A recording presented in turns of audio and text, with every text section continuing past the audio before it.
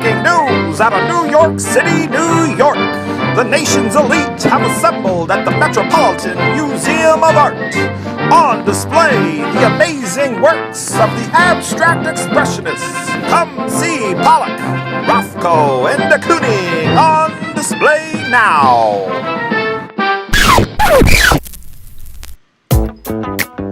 Oh yeah,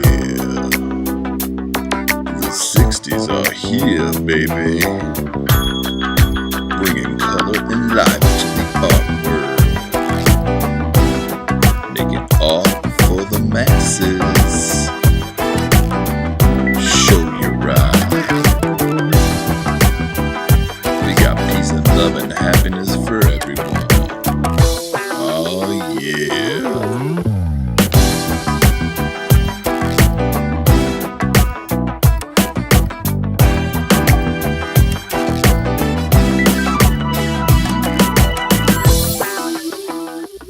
This is a presentation on fine artist, pop artist, art icon, Peter Max.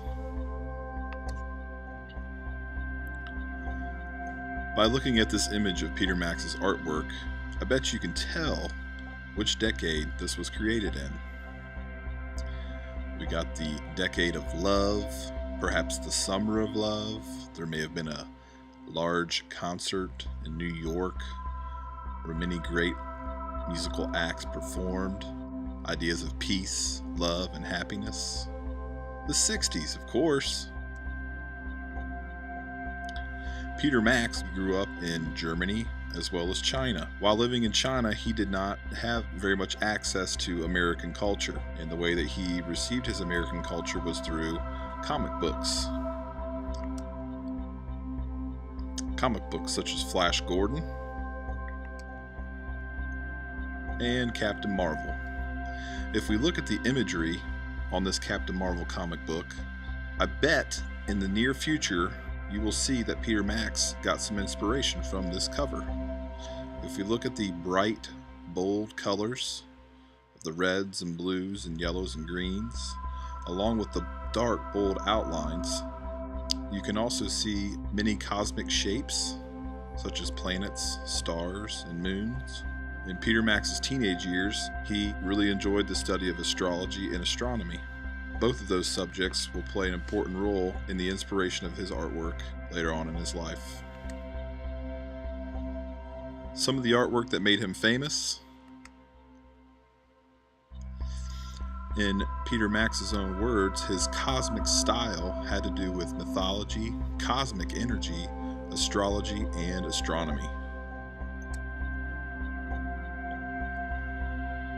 Taking a look at one of his earlier works here, it appears that there are two profile views of faces with peacocks atop the head. These two faces appear to be looking at each other, are in the clouds, and in the far distance there is a sun with rays. If we look at the colors, they're pretty bright and vivid. They stand out. Very happy color scheme. The painting is outlined with thick, bold black lines.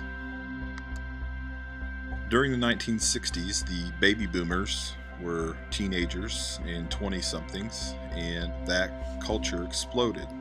The baby boomers were a large group that were born after World War II. And in the 1960s, Peter Max became a graphic arts icon. And in his own words, he said, "Yeah, man, it all happened in 1961. I was about 25 then. It was fantastic, a whole new style and everything. Music, art, clothes. Beatlemania came in then, and I was sort of the visual counterpart of all that." There's another poster. Notice the profile view of the face. The face now has become separated from the hair. It's separated the hair into some different chunks, kind of making it look like it's kind of dissolving into space. And he's added some flowers, some blobby looking flowers, very stylized. The colors are bold, the outlines are bold and black. I know that the top text is kind of difficult to read, but it reads, "Life is so beautiful, stay alive, don't smoke cigarettes." We all know that you should not smoke cigarettes. Richard Nixon, Former US president. Profile view, pretty accurate. That's what he looked like. We've got the hair that's separated from the face. You notice he's added kind of a design element in the hair. It's wavy lines. Richard Nixon's profile seems to be hovering in the air. We notice the cloud that's underneath Richard Nixon's profile. There appears to be kind of a reflection of a cloud, and the horizontal line that goes across in between the two clouds to me represents kind of an eye level, and Richard Nixon's head is above that line, so it appears that his head is floating in the sky. In the background we've got these dramatic rays that are all pointing to the direction of Richard Nixon's profile, which adds visual movement. And we've got repetition of cosmic shapes, stars, orbs, planets. This is one of my favorite pieces. It's called The Different Drummer. I really enjoy the bright colors in this image. I also love the pattern that he uses, the repetition of the kind of blobby shapes around the jaw area of the profile. Notice the separation of the face from the hair. Kind of makes the profile look like it's very loose, very airy, like it's separated. And again, we have that blobby cloud underneath the profile, a lot of cosmic shapes. Peter Max is still alive today. He's still a painter. He has a different kind of style now, but he still has stylistic elements that he still uses from his previous work. Here's an example. This image may be familiar. I believe that the show Good Morning America has this as its backdrop, or had it as its backdrop at one time. But here you've got the Statue of Liberty. Notice again he's got his bright, bold colors, and he's got his really bold black outlines, but his style has gotten a little bit looser. You can see all the brush strokes that he has placed on here, more faded, more gradiated colors rather than flat colors. It's another example. American flag, stylized, simplified, but we've got bright, bold colors. This is a picture of a woman whose head is kind of bent sideways. She appears to be looking down, and she's sitting next to kind of a vase. Again, bright, bold colors, bold black outlines. Believe it or not, Peter Max was asked by Continental Airlines to design a plane. I don't think that he physically painted this plane, but it is his design. If you were to see this flying in the air at your local airport, hopefully you'd be able to recognize that, hey, that looks like something Peter Max designed. And he also did a Grammys poster back in the 80s, so he's a pretty prominent artist, pretty well known. The project. You're going to be creating a self-portrait that is inspired by Peter Max. And the following are a few student artworks. Notice that we've got the profile of the student's head. This is the actual student's profile. Got the hair that's separated from the face. There's a design element in the hair. There's good use of cosmic shapes. There's some kind of a cloud that the head seems to be hovering over. There's background rays, bright, vivid colors, and bold black outlines. Here we have another student's rendition.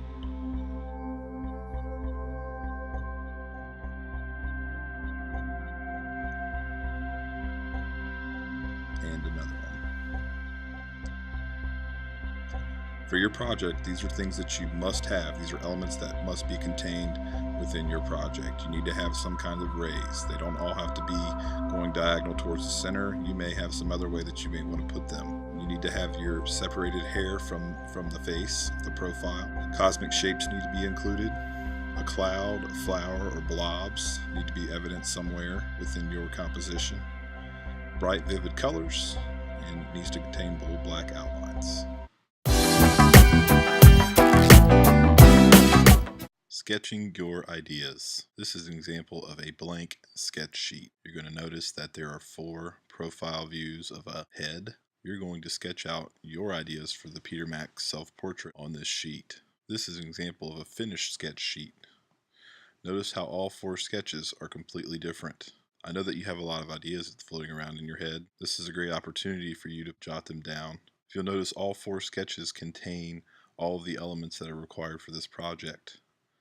You've got the face separated from the hair, cosmic shapes are evident, background rays, clouds, blobs, or flowers. If we take a closer look at one of the sketches, you're going to notice all of the elements are visible. Again, these are sketches. They don't have to be perfect. That's why the shapes are drawn pretty quickly. We will refine our sketches later on in the project. Here's an example of another sketch. Play around with your composition. You can place cosmic shapes in different places. You can place background rays in different directions. And also you can stylize the hair and designs in the hair. And here's an example of a third sketch. Let's do some sketching here. Again, it's important to realize that this is just a sketch. It's not a perfect drawing. You're just trying to get your ideas down on paper. Alright, let's see here. Let's start on this top left one here. I'm going to go ahead and draw a hairline. It doesn't have to be perfect. I know that my head shape is not this head shape, but again, we're just sketching our ideas. I'm going to go ahead and separate the hair from the face. I'm going to draw another line that kind of mimics the hairline. If you want to draw your actual hair, you could try to do that. If you have a ponytail or long hair, you can go ahead and try to do that on your sketch. Maybe put a design in the hair here, maybe some kind of a wave, or maybe a few stripes that I could maybe make multicolored stripes within the hair. Maybe instead of an eyeball I put a star here, maybe a giant star. And I'm going to put some kind of a shape down here around my neck. Seen that in some of Peter Max's work. Kind of fill that in with some rectangular shapes. I'm going to put my background rays in. I'm going to go ahead and make these radial, so they're going to radiate out from the center of my head. And you can place the rays however you want to place them, as long as they're there. And maybe down here there's a little cloud. Looks like my head's floating in the cloud. Ooh, maybe I'll put some up here in the corner. And maybe I'll do some cosmic shapes here, maybe some orbs of varying sizes, just to kind of fill some space.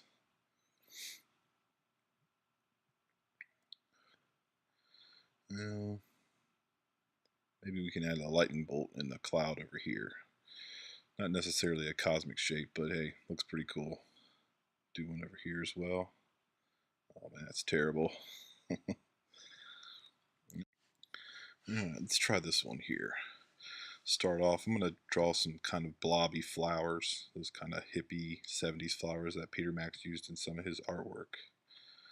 Put some in the corners here. And maybe I'll put just some orbs up here. I can change these shapes later. I'm just trying to kind of fill space and plot out my composition. And maybe I'll do some rays that are radiating out from the bottom left corner here. So instead of them radiating out from the center, I'm going to go ahead and try to make them radiate out from the corner. Maybe put a sun down there.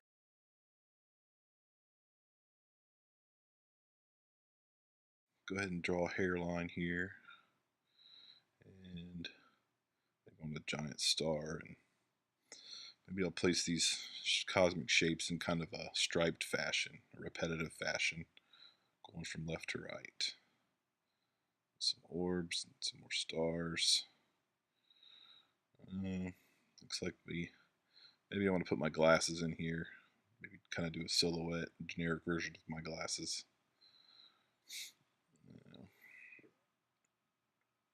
And down here, I'm going to put a cloud. I kind of make it look like my head's floating above the clouds. I'm going to kind of draw that little horizon line, and maybe I'll put a little design in the clouds as well here.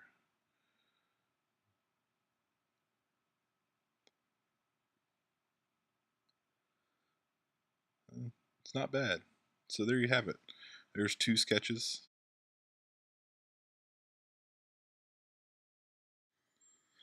This is an image of me I had a colleague take a photograph using a digital camera. You're going to want to take a profile picture of yourself.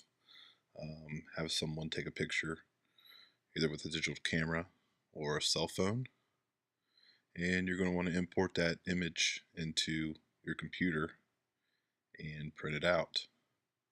And here in a few moments, I'm going to tell you what visual information we're going to take from this image and apply it to our Peter Max inspired self-portrait. So here I have my image printed out, and we're ready to start our final drawing.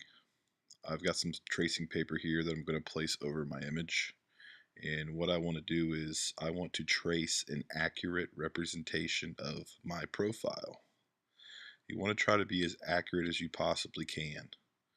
Believe it or not, your profile is unique to you. So when you're tracing this, make sure that you're trying to get into every nook and cranny, making this as detailed as you possibly can so that it looks like you, because after all, this is a self-portrait. If you're having trouble seeing your image through the tracing paper, try taping your image to an outside window and then placing your tracing paper over that. Allowing the sunlight to shine through behind your image will give it much more clarity.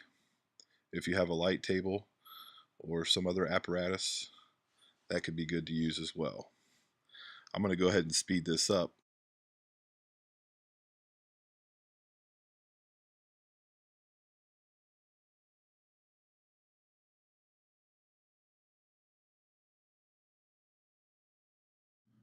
Once you have your accurate tracing of your profile, you're ready to start on your final drawing. I'm going to go ahead and fast forward through this and just kind of narrate as I go here. In terms of craftsmanship, if you ever have the opportunity to use a ruler, you should. Just makes your project look like nicer, a lot neater. I'm going off of a sketch here that I haven't shown you. Basically, I've got a giant flower down the bottom right corner and some rays protruding out from that. Now starting to separate the face from the hair. I'm going to put a design in the hair, some stripes that go just past the outside of my head here.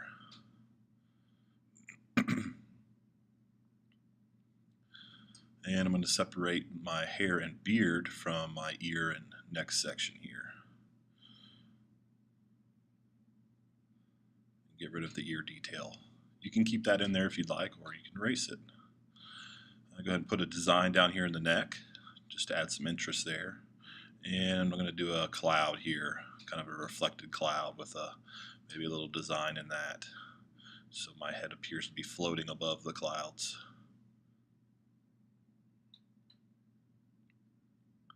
Again, this is you're going to be doing your final drawing all on this tracing paper, so you're trying to make it look as nice and neat as you can. To add cosmic shapes, I have this sheet here with a bunch of cosmic shapes printed off on there that you can use to trace them. Makes it a little bit easier. If you want to print some different shapes out and use it, feel free to do so. Just kind of makes it kind of nice to draw some neat or trace some really crisp, clean shapes rather than trying to freehand those. So I simply place that sheet underneath my tracing paper and trace the shapes that I want. A couple more orbs here, and looks pretty good. Okay, so we have our final drawing finished here, and what we want to do is we want to try to transfer this finished drawing to our drawing surface, whether you're going to transfer it to paper for a pastel project or to a board for or canvas for a painting project.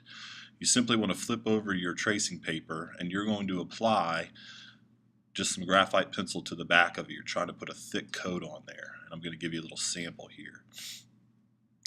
Once you have that finished, you're going to lay down your drawing surface that you're going to use, and you're going to take your tracing paper and you're going to flip it back over so it's facing you, and the graphite that you put on the back is now facing down onto your desired surface.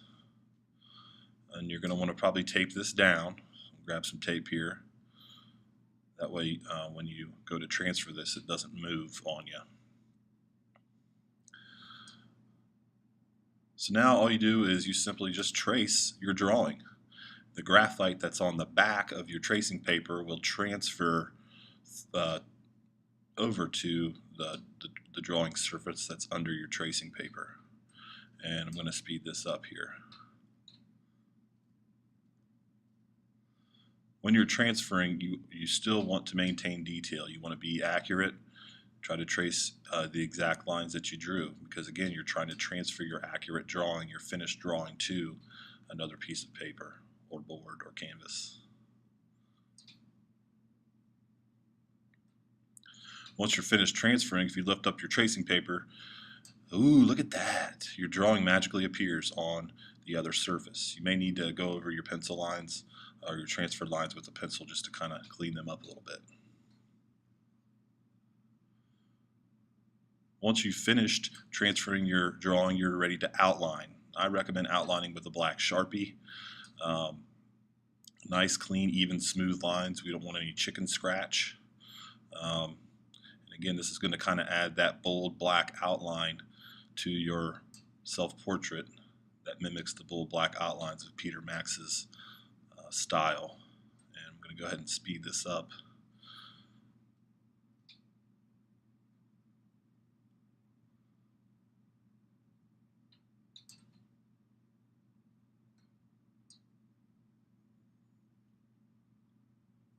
If you're outlining a straight line, make sure you use a ruler. It's really difficult to freehand straight lines. And here's my project outlined. Once you finish outlining, it's a good idea to always erase the pencil that was transferred to your paper. If you're going to be using pastel or colored pencil or paint, you don't want that graphite pencil mixing in with your pigment. So go back over all your lines with an eraser to clean it up.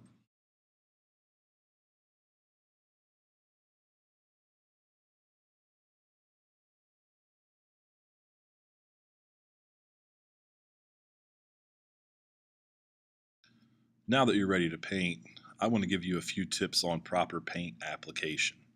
You're going to need some kind of paint, whether it's tempera or acrylic. Apply the paint inside your desired shape. You're trying to push the paint around and butt the paint right up to the edges of your outline. You want to try to avoid crossing the outlines if possible. The outlines might serve as a boundary between the thing that you're painting in the background, or could even be a boundary between two shapes within your subject. When you're applying this paint, you got to be pretty precise. Take your time. Think about how well you want this to look in terms of craftsmanship. Try to make your brush strokes all going the same direction, and you're trying to get this glob free. Once you've got it filled, it's always a good idea to go back and kind of lightly smooth over what you've painted, strokes going in the same direction. And this will give you a nice flat coat of paint. Here are two examples of different kinds of paint that are applied to a primed canvas board: tempera paint and acrylic paint. Tempera paint, this is an example of one coat. You can see the white canvas that's showing through the tempera paint. The bottom square is showing you 3 coats of paint. The acrylic paint, there's one coat of paint on the top square there, and the bottom square is showing 3 coats of paint. You're definitely going to want to use 3 or more coats of paint on your project in order to get the most out of your color, out of your pigment.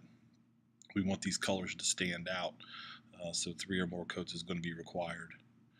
If you use 3 coats, you're going to get some nice, bold, flat colors. Shouldn't have any blending going on. We're just looking for flat, non-shaded color.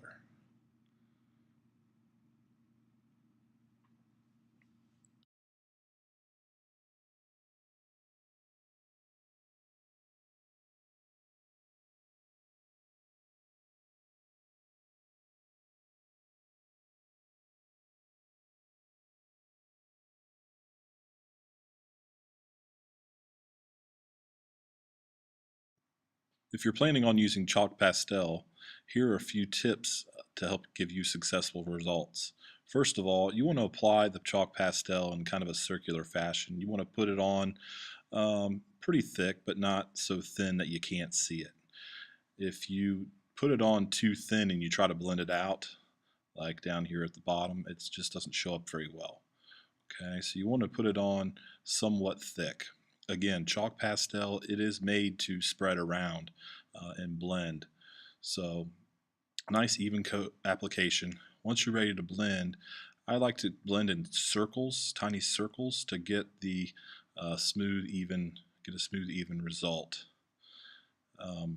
You're going to notice that I'm kind of leaving some of the edges unblended, and I've got a nice little technique to show you for those here. So take one of the corners or the edge of your pastel and kind of put a little bit more close to the edges.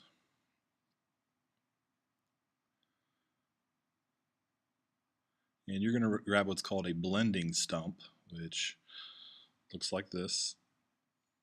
And you're going to just take it, use the tip, and just kind of blend it in along the edge there to spread that pigment around to fill in any empty space. Try as best you can to stay inside the lines. If you happen to go outside the lines, the chalk pastel is erasable up to a point. Okay, you can see there that I smudged it and went outside the lines. So I'm going to take an eraser and go ahead and get rid of that to clean it up. The nice thing about chalk pastel is that it's very blendable. You can blend two colors together fairly easy. For this, I'm going to pretend that this is one of the rays that's in my Peter Max project. I'm just going to apply some yellow, and I'm going to apply some dark or some yellow green next to it, so the colors are kind of budding together there. And when you go to start blending this, I always like to blend the light color into the darker color. So in this case, I'm blending the yellow, once again blending in circles. And once the colors start to meet, I kind of try to tighten my circles and move slowly up so the colors can blend evenly.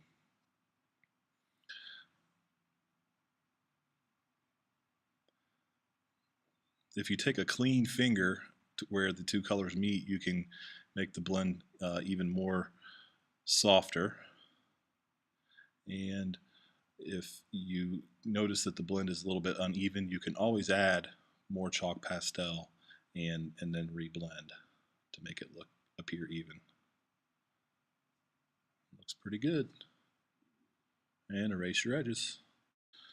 Now you're ready to apply pastel to your project. Again, we're going to apply this pretty liberally. Again, you don't want it to be too thin, but you're going to place the colors where you want it. Remember to leave a little bit of a boundary, and you're going to try to blend this out so that it's a smooth, flat color. If we happen to have some edges that are uncovered with pastel, we can always use our blending stump to get in those little edges. Try a little green here.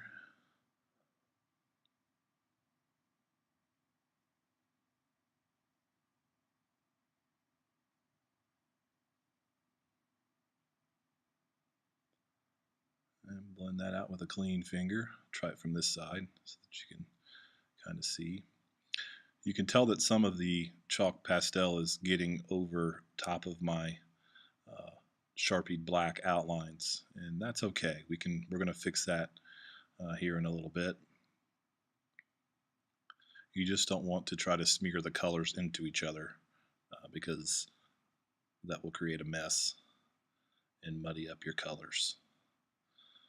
Blend out some yellow here with a clean finger.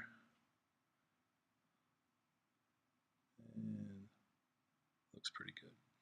Now, to clean up the black outlines, what I'm going to do is I'm going to use a black colored pencil. Well, first I'm going to go ahead and erase where it kind of crossed over here. And I'm going to use a black colored pencil, and I'm going to recoat that Sharpie, and the black colored pencil will cover very well. We'll get rid of that chalk dust that's on my black lines. The reason I'm not using a Sharpie is because the chalk dust will ruin the Sharpie tip, but it causes no harm to the black colored pencil. Kind of a nice little technique to make your lines nice and bold. Here's the finished example of my project. Bright, bold colors, dark outlines.